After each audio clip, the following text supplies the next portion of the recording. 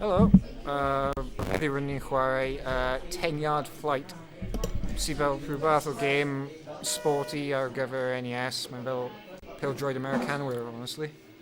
Felly rydw i'n chwarae fel y tîm coch, mae George yn chwarae fel y tîm glas, a mae rhaid i fi trio, rwy'n meddwl, cymryd George mas o'r llun, ac felly trio ennill mewn rhyw ffordd, a rydw i'n mynd i trio fy gorau i gwneud fo. Oce, nawr rydw i'n ceisio Na adael. mae fo wedi swapio. So, fel pobl o Prydain, nad ydyn ni'n really gwybod beth sy'n mynd ymlaen. Okay. Wedi cael ei tac am y ref. Felly Hello, Ryan. mae hyn yn gêm sydd fel mae'n edrych, mae'n Oce. cael ei sefydlu fel mae rhaid i un tîm trio cyrraedd yr ochr A. Mae fel rygbi. Fel gallwch chi'n gallu gweld, dyw fi neu George ddim yn dda iawn yn y gêm yma. Prydainwyr ddim yn gwybod unrhyw beth am American football. Oce. Okay.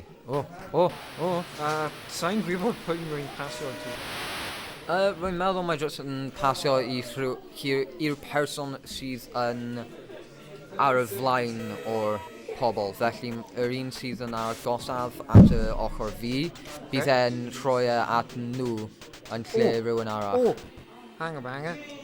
Falle bydd rwy'n mynd i gwneud yn. Na. Nid quite. Yes. Sa'n gwybod beth sy'n mynd ymlaen. Felly ar y Mae'n pwynt... edrych fel... Wel, mae'n chwarae'n dda. Ie, mae'n gym sy'n chwarae'n dda.